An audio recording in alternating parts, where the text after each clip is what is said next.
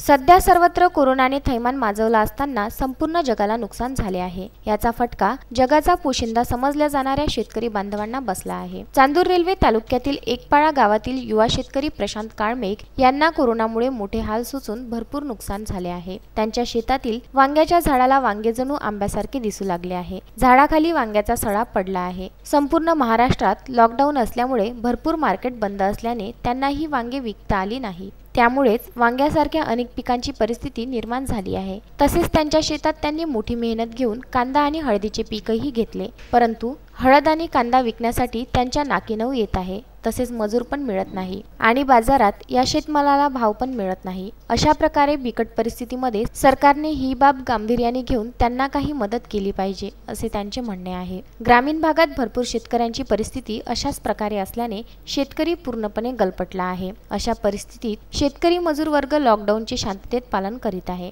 विदर्भ न्यूजशी बोलताना शेतकरी प्रशांत काळमेघ यांनी आपली व्यथा मांडली। वर्षभर मेहनत करून आम्ही पिकवलेले हळदीचे मोल आम्हाला मिळेल का? कोरोनाच्या प्रादुर्भावामुळे आम्हाला मजूर मिळत नसताना सुद्धा आम्ही जास्त पैसे देऊन मजूर उपलब्ध करून घेतले आणि हळद काढली। पण आता आम्हाला आमच्यासमोर प्रश्न असा आहे की आम्हाला हळदीचे मोल मिळेल का?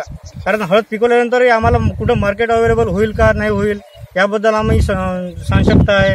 आणि मार्केट अवेलेबल झालं तरी आम्हाला त्या हळदीचे मोल मिळेल की नाही मिळेल याबद्दल आमच्या मनात शंका आहे। तरी सरकारने आमच्या या प्रश्नाकडे थोडं लक्षपूर्वक विचार करून लक्ष द्यावे आणि आम्हाला आमच्या हळदीच्याबद्दल आम्हाला थोडं मार्गदर्शन करून आमचे प्रॉब्लेम सॉल्व्ह करावे।